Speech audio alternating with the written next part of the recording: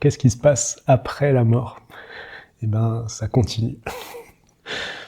Donc, je vais expliquer ici la pensée bouddhiste. On n'est pas obligé d'adhérer, mais il y a plein de personnes pour qui c'est assez intuitif que le corps et l'esprit sont deux choses différentes et que quand le corps s'arrête au moment de la mort, l'esprit continue.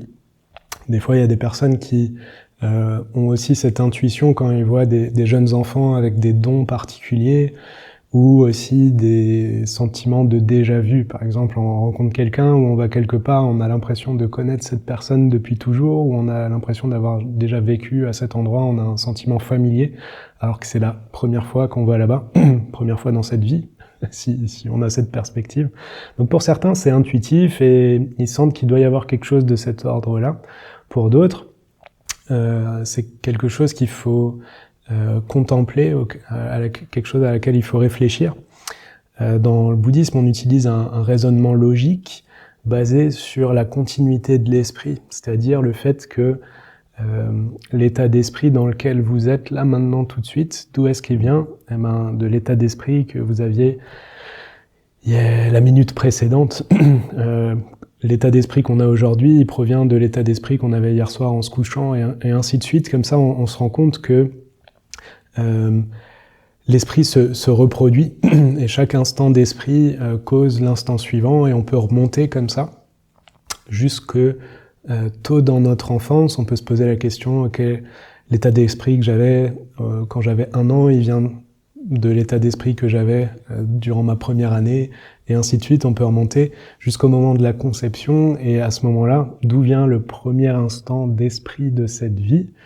Ben, nécessairement, il doit avoir la même origine, c'est-à-dire un instant d'esprit, et donc il appartient à une vie précédente.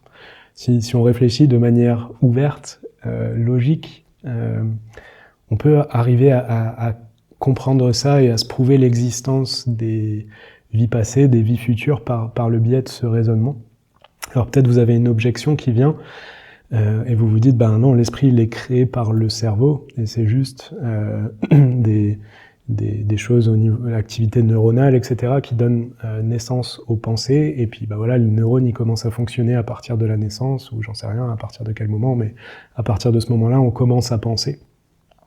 Donc ça, c'est pas ce qu'on pense dans le bouddhisme. On critique pas, bien sûr, il y a plein de personnes qui travaillent en neurologie et qui sont bouddhistes par ailleurs. Il n'y a pas forcément de conflit entre ces deux. Mais on pense que c'est comme si le corps c'était un ordinateur et que l'esprit c'était l'électricité. Et que pendant un moment, le temps d'une vie, les deux sont liés.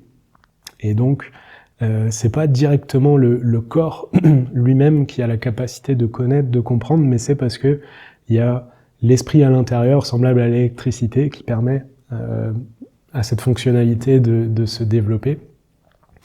D'ailleurs, des fois, on a des expériences de sortie du corps. Moi qui suis moine bouddhiste, souvent les personnes viennent se confier pour les expériences spirituelles extraordinaires qu'ils ont vécues, et ils n'ont pas forcément toujours des personnes à qui en parler. Donc moi j'ai reçu pas mal de témoignages là-dessus.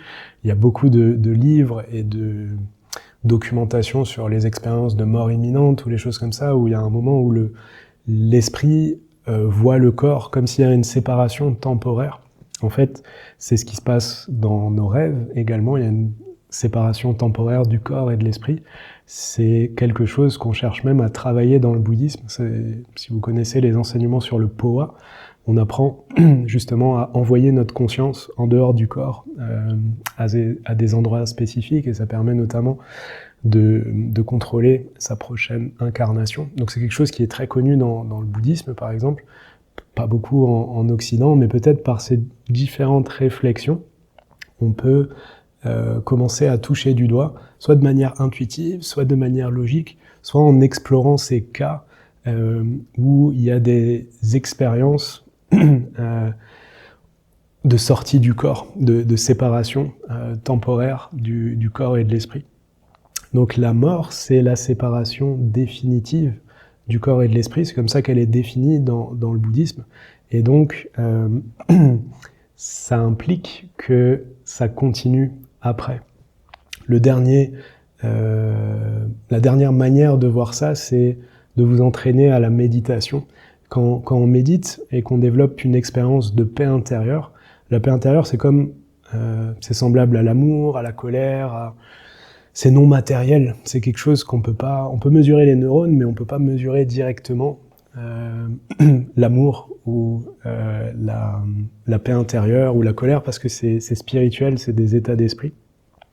Donc plus vous méditez, plus vous habituez à observer votre paix intérieure, plus ça va vous sembler logique que le corps et l'esprit sont deux choses différentes et que ça ne peut pas s'arrêter au moment de la mort.